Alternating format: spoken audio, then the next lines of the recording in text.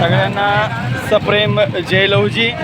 बघा, आज आम्ही या ठिकाणी संविधान सन्मान रॅली जी आहे जालना येथे, या ठिकाणी आरक्षणाचं उपवर्गीकरण झालं पाहिजे या मागणीसाठी सर्व आमचा मातंग समाज हा रस्त्यावर उतरलेला आहे। सांगायची ही गोष्ट आहे की एक जवळजवळ 85 वर्षाचे आजोबा आहेत, हे पापळ येथून आलेले आहेत। जवळजवळ बाबांचं वय 85 वर्ष आहे। या तरुण मंडळींना लाजवेल एवढं कार्य या बाबाचं आहे।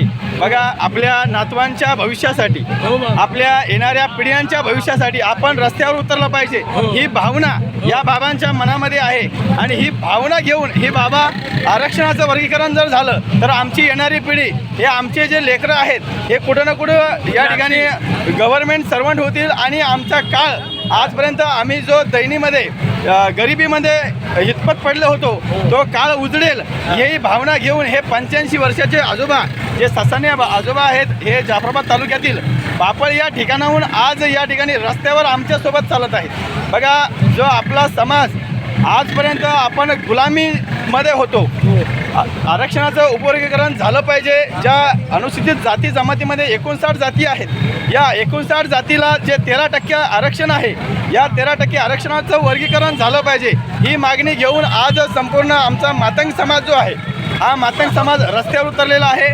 बाबा, तुमचं खूप खूप धन्यवाद।